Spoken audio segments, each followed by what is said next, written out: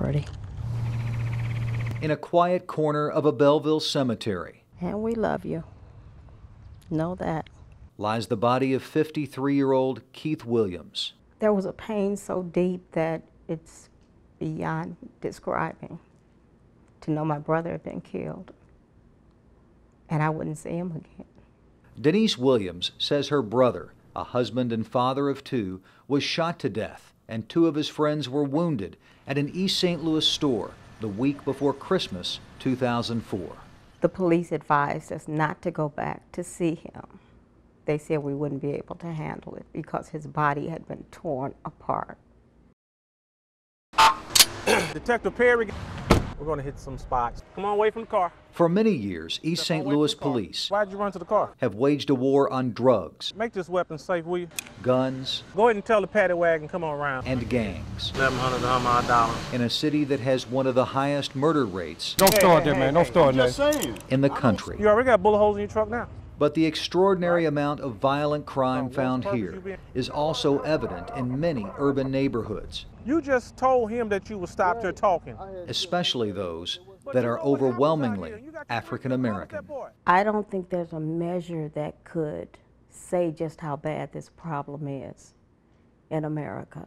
According to the Department of Justice, blacks are the victims of half of all murders in our country. More than 90% of African American victims are murdered by blacks. African Americans make up just 15% of the U.S. population. It's overwhelming. In St. Louis, the 6 neighborhoods with the most murders during the last 3 years are all in North St. Louis, and at least 97% of the people living there are African American. It is the most important problem, is the biggest problem, let me say that right now, that we're facing. Missouri State Representative T.D. Elamine has asked the governor to order the National Guard to help patrol the most dangerous North St. Louis neighborhoods. Why do you think the National Guard is needed in your district? No different than the need that exists in Iraq, you know, when you want to keep peace in an area that is ripe with strife, you know, sounds like St. Louis. Police in East St. Louis are trying to stop the violence by consistently hitting the so-called You got some in the park. hot spots. And you know they sell dope out here. You know they shooting out here. And you got your 5-year-old son in the car, right? Most of our shootings are drug related. And so when we're taking the initiative, if we take the guns and the drugs off the street, it will decrease the amount of shootings and homicides that we have. It's imperative that you do that. It's imperative that we're safe. In St. Louis, police, federal agents, and prosecutors are focusing on the Wells Goodfellow neighborhood, which had 14 murders last year in a community of just 5,000 residents. Based on the amount of crime in that neighborhood, it was crying out for sort of an expanded, intensified effort. We go to work. In both North St. Louis and East St. Louis, police say arrests and prosecutions are increasing and the murder rate has plunged. But every neighborhood in the city of St. Louis has violent crime.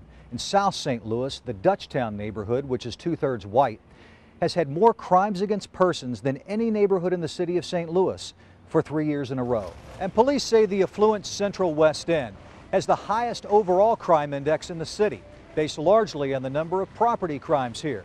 The population of the Central West End is 2/3 white.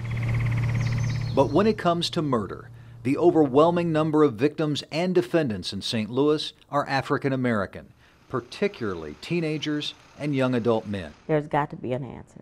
We got the guns out, something's going on. There is no simple answer, but many studies suggest that extreme poverty, single-parent families, high unemployment, drug abuse, gang activity, and the look and feel of abandoned surroundings all play a role in creating the values and environment that fuels violent crime.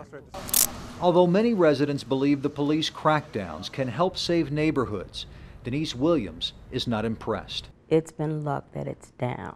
When I come here, I think about the fun I would still be having with him if he were here. We just had a 3-year-old child shot. In communities where murder is a constant threat, sometimes a massive show of force can't overcome the pain and injustice felt by a victim's family. So, I don't know what the answer is, Craig. I just don't know.